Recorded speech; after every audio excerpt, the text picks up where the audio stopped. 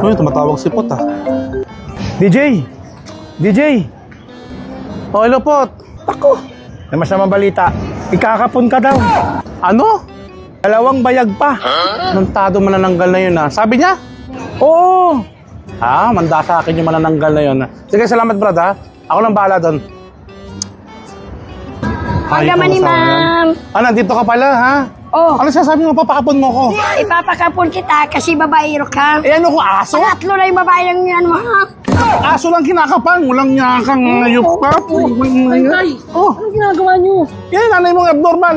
Ano ko, aso? Papakapon mo ko? Sinakita ko na isang araw dong, mayroon siyang babae dong. Kailangan ipakapon yung tatay mo para hindi mag-scatter yung Binigyan similya kita niya. ng gwapong anak, tapos papakapon mo ko? Kaya nga ipapakapon kita para hindi mag-scatter yung similya mo. Naku, magsama kayong dalawa. Okay lang ako na. Ba? Busy talaga to si Dudong Tisoy. Siya lang nakaalam ng sikreto ko para sinasabi pa sa barkada ng asawa ko. Anak.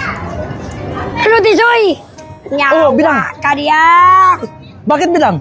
Ang sekreto natin ay pakapun ko yung asawa ko. Bakit sinabi mo kay sa barkada niya? Nagsumbong tuloy yung barkada niya sa asawa ko. Sinakala ko. Sino? Pinatay ka. Dismoto ka talaga.